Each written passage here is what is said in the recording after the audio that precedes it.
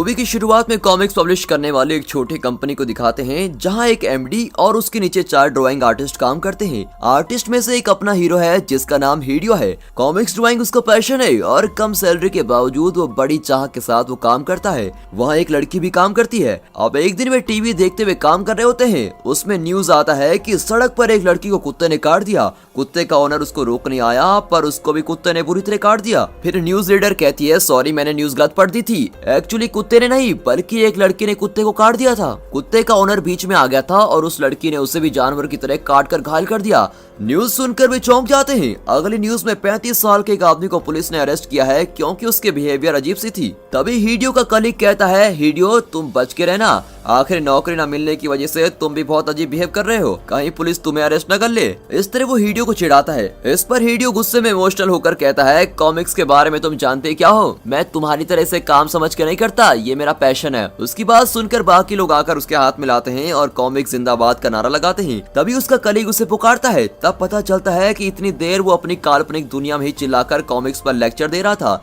दरअसल हिडियो अपनी कल्पना में जीने वाला आर्टिस्ट है जो खुद को एक हीरो की तरह इमेजिन करता है, पर एक्चुअली वो बहुत ही डरपोक होता है। वो अपनी हीरोपंती सिर्फ अपनी राइटिंग और ड्राइंग के द्वारा एक्सप्रेस करता है। तब एमडी पूछता है कि क्या तुम लोगों की स्टोरी कंप्लीट हो गई। लड़की कहती है कि मेरी स्टोरी कंप्लीट है सर। एमडी उसे अपनी फाइल लेकर कैबिन में आने को कहता है। वो भी बहुत खुशी खुशी एमडी के कैबिन में जाती है। अब काम खत्म करके हिडियो रात को घर लौटता है और अपनी दूसरी चाबी से दरवाजा खोलकर अंदर जाता है। तब उसकी गर्लफ्रेंड टेक को नहा कर आती है। वो हिडियो को इग्नोर करके चली जाती है और आराम से लेटकर टीवी देखने लग जाती है। अब रोज की तरह उस दिन भी वो अकेला बैठकर खाना खाता है। टीवी प्रोग्राम में कोई कहता है कि काम करने वाले आदमियों की वजह से उनकी गर्लफ्रेंड बहुत ही परेशान है, ऐसे आदमी किसी काम के नहीं होते। अब टेक की वॉल्यूम बढ़ा देती है ताकि हिडियो भी सुने। उसकी यह हरकत हिडियो को बहुत ही हर्ट करती है और वो गिल्टी फील करने लगता है। रात को उसे बिल्कुल भी नींद नहीं आती। वो उठकर ड्राइंग करने लगता है। फिर अपना पुराना अवार्ड निकाल कर देखता है जो उसे 15 साल पहले बेस्ट कॉमिक ड्राइंग के लिए मिला था। फिर वो लॉकर खोलता है जिसमें उसकी गन और लाइसेंस होते हैं।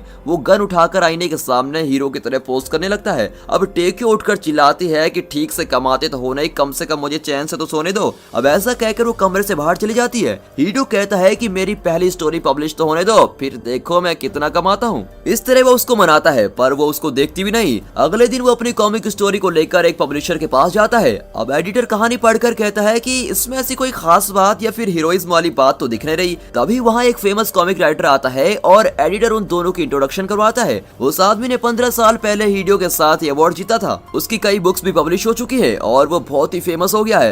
हिडियो मायूस हो जाता है कि उसकी एक भी स्टोरी अभी तक पब्लिश नहीं हुई। उस आदमी से बात करते करते एडिटर हिडियो की स्टोरी को रिजेक्ट कर देता है। अब बेचारा बहुत ही परेशान हो जाता है। घर लौटकर वो टेको को सब कुछ बता देता है। टेको गुस्से में उसकी चीजें बाहर फेंक कर कहती है ये सब बेचकर कुछ पैसे तो लाओ तभी जाकर इस महीने का खर्चा चलेगा। फिर वो उसकी गन भी बाहर फेंक देती है और उसका अवार्ड तोड़ देती है। वो गुस्से में चिल्लाती है कि मैं इतने साल से इंतजार कर रही थी कि तुम एक दिन अच्छा कमाओगे और मैंने तुमसे शादी करने के सपने भी देखे, लेकिन तुम्हारा इंतजार करते करते मैं 34 साल की हो गई हूँ। और कितने साल मुझे इंतजार करवाओगे? तुम अपनी काल्पनिक कॉमिक्स की दुनिया से बाहर आओ और सच्ची दुनिया को समझो। कॉमिक्स की दुनिया में 1-2 लोग ही सफलता पाते हैं और उन लोगों में से तुम नहीं हो और तुम कभी सफल नहीं हो सकते। इस तरह डांट कर वो उसको बाहर निकालकर दरवाजा बंद कर देती है। फिर अंदर से रोती भी कहती है तुम एक काम छोड़कर और कोई ढंग का काम पकड़ लो और फिर आकर मुझसे बात करो, वरना मुझे भूल जाओ। तुम या तो मुझे छोड़ो या अपनी कॉमिक्स की दुनिया को। अब ये कहकर वो फूट फूट कर रोने लगती है। अब बेचारा हिडियो दरवाजे के पास शांत खड़ा होता है और उससे सॉरी कहता है। टेको बेताबी से उसके फैसले का इंतजार कर रही होती है पर वो कहता है कि लाइसेंस के बिना गन यूज करने से पुलिस पकड़ लेगी, प्लीज अंदर से मेरा लाइसेंस मुझे ला कर दो, मैं चला जाऊंगा। टेको और भी टेंशन में हो जाती है और लाइसेंस उठाकर बाहर फेंक देती है। फिर हिडियो अपनी चीजें लेकर ऑफिस में शिफ्ट हो जाता है। उस रात वो एक पार्क में बैठकर सोच रहा होता है। कुछ ही दूर पर एक बुजुर्ग कांप रहा होता है पर अंधेरे में हिडियो उसको देख नहीं पाता। अगले दिन हिडियो ऑफिस में एज यूजुअल काम कर रहा होता है और टीवी पर बताते हैं कि एक नया वायरस फैल रहा है। इसके इन्फेक्शन से लोगों को शिवरिंग शुरू हो रही है। अचानक वो लड़की कहती है कि मेरी तबीयत ठीक नहीं है, मैं रेस्ट करने जा रही हूँ। अब ऐसा कहकर वो ऑफिस के एक कमरे में जाती है। तभी हिडियो का कलीग कहता है कि लगभग 2 घंटे से वो लड़की एमडी के कमरे में थी। जब वो बाहर आई तो उसकी गर्दन पर घाव था। अब एमडी की एक फैमिली है पर न जाने वो इस लड़की की लाइफ के साथ क्यों खेल रहा है। तभी एमडी बाहर आता है और कहता है कि उसकी तबीयत भी ठीक नहीं है। फिर वो एक टॉनिक निकाल कर पीता है। तभी उसकी आंखें कुछ अजीब सी होने लगती है। इसी बीच हिडियो स्केच बनाते बनाते सो जाता है। तब उसकी गर्लफ्रेंड कॉल करती है। अब बाकी लोगों की डिस्टर्ब किए बिना वो बालकनी में जाकर बात करता है, पर आसमान में उस वक्त बहुत सारे हेलीकॉप्टर्स को उड़ते हुए देखकर वो चौंक जाता है। टेको बहुत इमोशनल हो जाती है। उसकी आवाज को सुनकर हिडियो पूछता है, क्या तुम्हारी तबीयत खराब है? टेको कहती है, मुझे माफ कर दो, मैंने न जाने तुम्हें क्या क्या बोल दिया था, प्लीज तुम घर जल्दी वापस आ जाओ। हिडियो को उसकी चिंता खाने लगती है और वो तुरंत घर चला जाता है। अब बहुत देर दरवाजा पीटने के बाद भी दरवाजा नहीं खुलता। तब वो लेटर होल से देखता है कि वो बेड पर लेटी हुई है। उसे देखकर वो दरवाजा खोलने को कहता है क्योंकि उसकी चाबी खो गई थी। टेक्यो अजीब तरीके से उठकर बैठ जाती है। वो बेड से उतर भी नहीं पाती और नीचे गिर जाती है। उसका शरीर बहुत तड़पने लगता है। अब हिडियो उसको देखकर बहुत ही शॉक हो जाता है कि ये हो क्या रहा है। उसके हाथ पैर रबड़ की तरह हर दिशा में मुड़ रहे होते हैं और वो उसी तरह चलकर दरवाजे के पास आती है। नजदीक आने पर पता चलता है कि वो ज़ॉम्बी बन गई है। अब दरवाजा खोलकर वो हिडियो को काटने की कोशिश करती है। हिडियो से बचाने की कोशिश करता है और उसका फोन सीढ़ियों से नीचे गिरकर टूट जाता है। टेको एकदम आउट ऑफ कंट्रोल हो जाती है और हिडियो को काटने के बजाय वो दरवाजे को काटने लगती है। उसके सारे दांत टूटकर गिर जाते हैं। हिडियो बिल्कुल ही फ्रीज हो जाता है। तभी टेको उसको खींचकर घर के अंदर फेंकती है और वो कमरे में जाकर गिरता है। फिर वो पास जाकर अपने हाथ पैर मरोड़ती है और उसके ऊपर बैठकर उसके हाथ को काटने लगती है। डर के मारे हिडियो उसको धक्का दे देता है और वो हिडियो के अवार्ड से टकराकर वहीं मर जाती है। उसके सर से खून बहने लगता है। अब ये देखकर तो हिडियो बिल्कुल शॉक में होता है। फिर वो अपनी गन लेकर वहां से चला जाता है। रास्ते में एक ब्रिज पर सामने एक लड़की आती है जो अपने हाथ को कसकर पकड़ी हुई चल रही होती है और उसके हाथ से बहुत खून बह रहा होता है। तभी ऊपर देखते हैं तो बहुत सारे जेट्स उड़ रहे होते हैं। वो अपने ऑफिस पहुंचता है तो वहाँ न्यूज में बता रहे होते हैं कि सिटी में एक खतरनाक वायरस फैल चुका है जिससे लोग ज़ॉम्बी में बदल रहे हैं। जो इन्फेक्ट नहीं हुए हैं वे ज़ॉम्बी से बचकर भाग रहे हैं। और व्यूअर से विनती है कि वे कहीं भी सावधान रहे।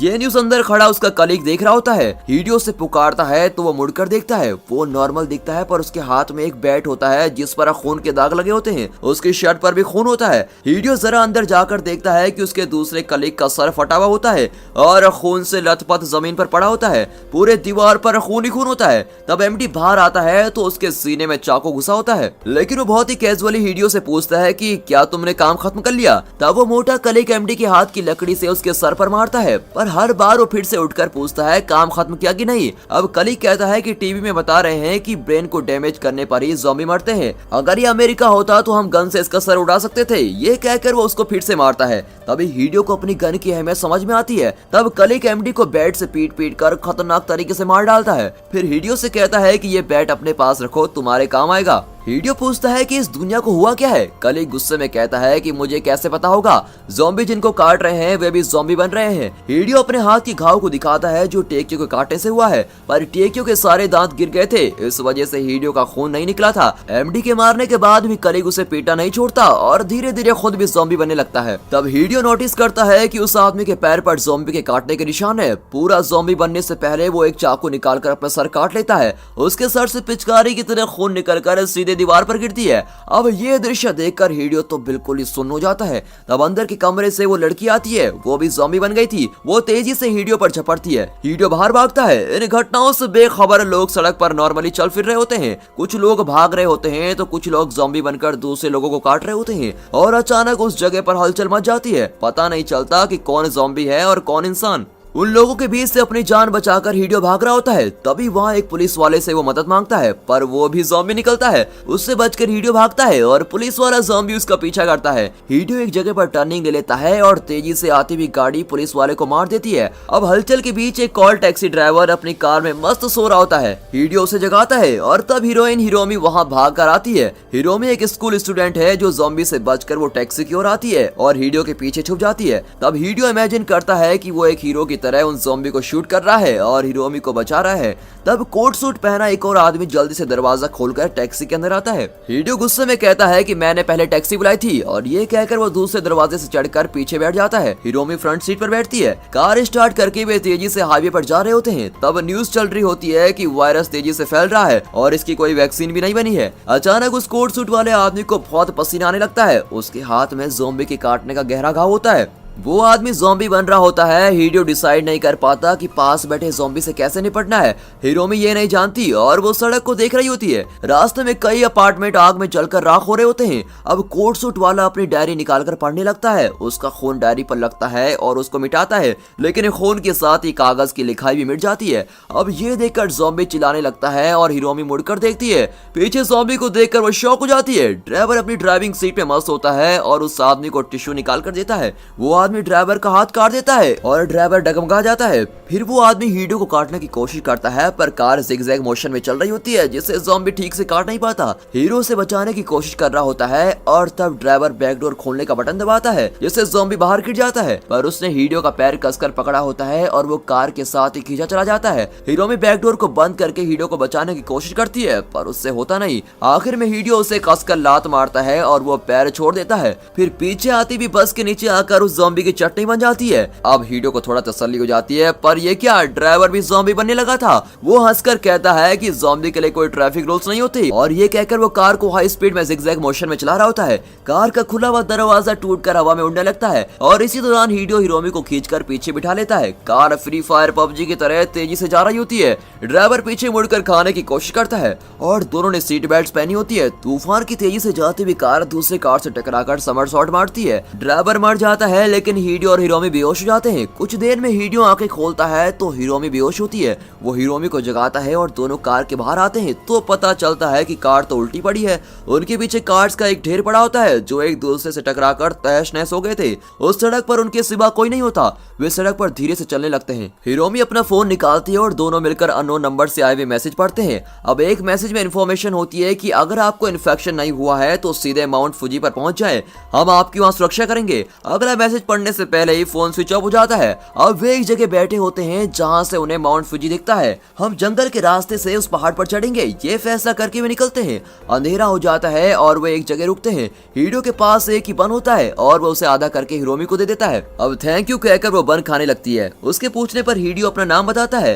हिरोमी इस नाम का मतलब पूछती है तो हिडियो बताता है इसका मतलब है हीरो। मैं तो बस नाम का ही हीरो हूँ, असल में तो मैं जीरो हूँ। वो कहती है तुम मेरी जान बचाकर मुझे इतनी दूर सुरक्षित लेके आए, तुम ही असली हीरो हो, पर तुम अपनी गन क्यों नहीं चलाते? किसी बहाने वो टॉपिक चेंज करके पूछता है कि क्या तुम्हारे पास अपनी सुरक्षा के लिए गन या और कुछ है? वो अपना आईपैड निकाल कर कहती है कि इसमें मेरी माँ का गाया हुआ एक गाना है, जब भी मुझे डर लगता है तो मैं उनकी आवाज को सुन लेती हूँ, तुम भी सुनकर देखो। और ये कहकर हिडियो को एयरफोन्स का एक साइड देती है और वो दूसरा पहन लेती है। फिर दोनों गाना सुनते हुए आराम से सो जाते हैं। अगले दिन हिडियो उठकर देखता है कि हिरोमी उसके कंधे पर सर रख कर आराम से सो रही है। उसकी गर्दन पर ज़ॉम्बी के काटने के निशान होता है। वो घबराकर अपनी गन निकालता है और उस पर एम करता है। अब हिरोमी झट से उठ जाती है और उसकी कुछ भी समझ में नहीं आता कि ये ऐसा क्यों कर रहा है। हिडियो जब घाव के बारे में पूछता है तो वो कहती है कि ये 2 दिन पुराना घाव है। मैं अपने पड़ोस की छोटी बच्ची को सुला रही थी कि उस बेबी ने मुझे काट दिया। ये 2 दिन पुरानी बात है और मुझे कुछ भी नहीं हुआ है, लेकिन तुम अपनी तसल्ली के लिए मुझे शूट कर सकते हो। वैसे भी मेरी लाइफ का तो अब कोई मतलब है ही नहीं। अब उसकी इमोशनल बात को सुनकर हिडियो गन नीचे कर देता है कि तुम चिंता मत करो, मैं तुम्हारे साथ हूँ और तुम्हें माउंट फुजी तक सुरक्षित पहुंचा दूंगा।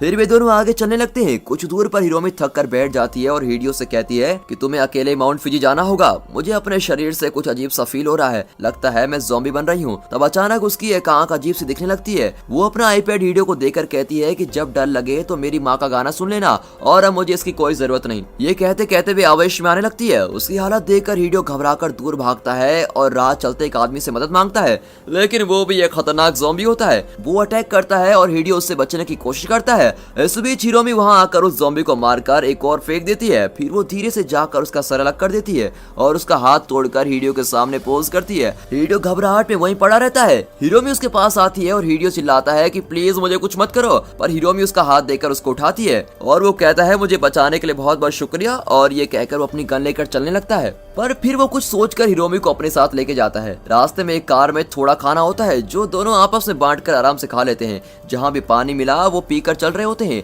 अब अंधेरा हो जाता है और वो एक जगह रेस्ट कर लेते हैं और अगले दिन फिर चलने लगते हैं। हिडियो को बहुत भूख लगती है और हिरोमी भी थक जाती है। और इस हालत में हीडियो उसको उठाकर चलने लगता है। रास्ते में एक ट्रॉली खड़ी होती है पर उसमें खाने की कोई चीज नहीं होती। उस पर माउंट फ्यूजी का स्टिकर देखकर वो बहुत ही खुश होते हैं कि चलो हम अपनी डेस्टिनेशन के बहुत ही करीब हैं। फिर वो हिरोमी को ट्रॉली में बिठाकर लेके जाता है और वे सुपरमार्केट पहुंच जाते हैं। बाहर कई गाड़ियां डैमेज्ड हालत में खड़ी होती हैं पर हीडियो उन्हें नहीं देखता और अंदर जाता है। वहां बैठा हुआ एक आदमी जलकर राख हो गया होता है। उसे देखकर हीडियो कपड़ों की एक दुकान में जाता है। वहां कोई नहीं होता। हीडियो एक कॉस्टली कोट पहनकर आईने में खुद को निहार रहा होता है। तब पीछे खड़ा ज़ॉम्बी उस पर झपटता है और उसको काटने की कोशिश करता है। हीडियो घबराकर मुंह को उस तरफ मोड़ लेता है। अचानक ज़ॉम्बी की आवाज बंद हो जाती है और वो एकदम फ्रीज हो जाता है। हीडियो मुड़कर देखता है तो उसके सर से खून बहने लगता है और वो मर जाता है। पीछे एक लड़की खड़ी होती है जो मूवी की सेकंड हीरोइन यबू है। हिरोमी ट्रॉली में आराम से सो रही होती है। यबू उसके पास जाती है। तब हीडियो यबू से कहता है कि उसे सोने की बीमारी है इसीलिए वो सोती रहती है। हिरोमी के ज़ॉम्बी होने के बावजूद हीडियो से बचाना चाहता है। वहाँ कुछ और लोग आकर पूछते हैं कि क्या ये लड़की ज़ॉम्बी है। यबू बताती है कि वो सो रही है पर उन्हें शक हो जाता है। फिर एक आदमी कहता है कि ज़ॉम्बी कभी नहीं सोते। इस पर वे किसी तरह कन्विंस होकर उन्हें अपने साथ लेके जाते हैं। फिर वे सब बाहर जाकर छुप जाते हैं। हीडियो भी ट्रॉली लेकर अपने साथ भागने लगता है। तब छत पे बहुत सारे लोग बर्तनों को पीटकर गो कोरोना जैसी आवाजें निकाल रहे होते हैं। आवाज को सुनकर ज़ॉम्बी उस तरह भागने लगते हैं। तभी ये लोग दूसरे रास्ते से एक लैडर पर चढ़कर टेरेस पे पहुंच जाते हैं। अब हीडियो हिरोमी को उठाकर बड़ी मुश्किल से चढ़ रहा होता है। वहाँ एक मैनेजर हीडियो का स्वागत करता है। हीडियो उस जगह को देखकर बिल्कुल ही हैरान हो जाता है क्योंकि वो टेरेस नहीं एक छोटा टाउन जैसा होता है जहाँ खाना, कपड़ा, टेंट और काफी फैसिलिटीज होती हैं। मैनेजर पूछता है क्या तुम्हारी गन ओरिजिनल है। हीडियो बताता है कि गन शूटिंग में मैंने गोल्ड मेडल जीते हैं और इसका लाइसेंस भी मेरे पास है। मैनेजर खुश होकर कहता है कि भगवान ने तुम्हें यहाँ भेजा है। तब एक वॉच शॉप का ओनर हीडियो को बहुत सारी घड़ियां देता है। वे हीडियो को बिल्कुल भगवान की तरह ट्रीट करते हैं। रात को सभी सो रहे होते हैं और हिरोमी अपने टेंट में लेटी होती है। हीडियो और यबू बैठकर बातें कर रहे होते हैं। हीडियो बताता है कि मैं एक कॉमिक्स आर्टिस्ट हूँ पर यबू कहती है कि उसे कॉमिक्स में कोई भी इंटरेस्ट नहीं है और उसकी बात को सुनकर हीडियो अपसेट हो जाता है। फिर यबू उसकी बड़ी प्रशंसा करने लगती है कि तुम्हारे आने के बाद ये जगह बहुत ही शांत लग रही है। हीडियो की समझ में नहीं आता कि वो इस रिलेशनशिप को किस हद तक लेके जाए, इसीलिए वो यबू को नहीं बताता कि वो डरपोक इंसान है। अगले दिन दिखाते हैं कि हिरोमी ने अपने एक आंख में कपड़ा बांधा होता है। अगर उसकी ज़ॉम्बी वाली आंख किसी ने देख ली तो उसको वहीं पर मार डालेंगे। अब हीडियो कुछ देर उससे बात करता है और फिर नीचे ज़ॉम्बीज देख रहा होता है। वॉच वाला ज़ॉम्बी के बारे में एक्सप्लेन करते हुए कहता है कि ज़ॉम्बी अपनी पसंद की चीजें बार बार दोहराते हैं। उस ज़ॉम्बी को ले लो, देखो कितना डरावना दिखता है। वो तेजी से भाग कर आता है और हाई जंप करके सर के बल नीचे गिरता है और वो ये बार बार करता है। इस तरह करते करते उसका सर चपटा हो गया होता है। फिर एक ज़ॉम्बी को दिखाते हैं जो एक शॉप का दरवाजा खोलने की कोशिश कर रही होती है।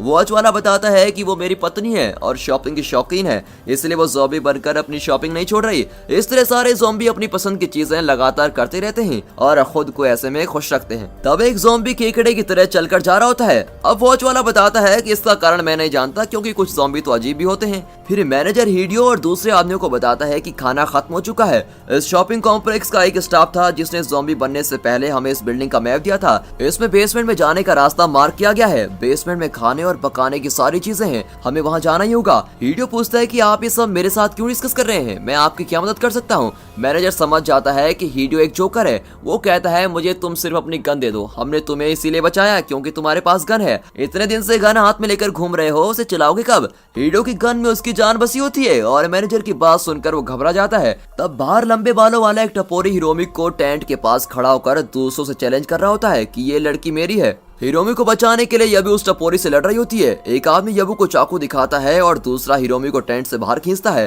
हीडियो तुरंत बाहर जाता है और उसके पीछे मैनेजर और उसके आदमी भी आते हैं। वो आदमी हिरोमी की गर्दन पर चाकू रख लेता है। यहाँ हीडियो अपनी गन मैनेजर पर पॉइंट करके कहता है कि उसे छोड़ दो वरना सबको गोली से उड़ा दूंगा, पर वे उसे सीरियसली नहीं लेते। तभी हिरोमी एक आदमी का हाथ तोड़कर उसे दूर फेंकती है। फिर वो टपोरी के साथ भी वही करती है और अपनी आंख पर बंधा हुआ कपड़ा हटाती है और ये देखकर सभी शॉक हो जाते हैं कि वो तो एक ज़ॉम्बी है। मैनेजर हिरोमी के माथे पर तीर चलाता है और गन के होते हुए भी हीडियो कुछ नहीं कर पाता और हिरोमी का नाम कहकर चिल्लाता है। टपोरी उसकी गन छीन लेता है और फिर वे उसे एक कमरे में जाकर बुरी तरह से पीटते हैं। मैनेजर टपोरी से गन लेने की कोशिश करता है। टपोरी कहता है कि वो स्कूल की लड़की मेरी थी और तुमने उसे मार डाला, बदले में मैं एक गन रख रहा हूँ और अब से मैं यहाँ का बॉस हूँ। मैनेजर को ये सुनकर गुस्सा आता है। हीडियो बाहर आता है तो हिरोमी का टेंट खाली होता है। ये वो मायूस होकर हीडियो का इंतजार कर रही होती है। फिर वो उसे लास्ट टेंट में लेके जाती है जहाँ हिरोमी होती है। उसे देखकर हीडियो को थोड़ा तसल्ली होती है। यबू बताती है कि ये दूसरे ज़ॉम्बी की तरह नहीं है जिनकी पल्स नहीं होती। इन्फेक्ट होने के बावजूद इस लड़की की पल्स चल रही है।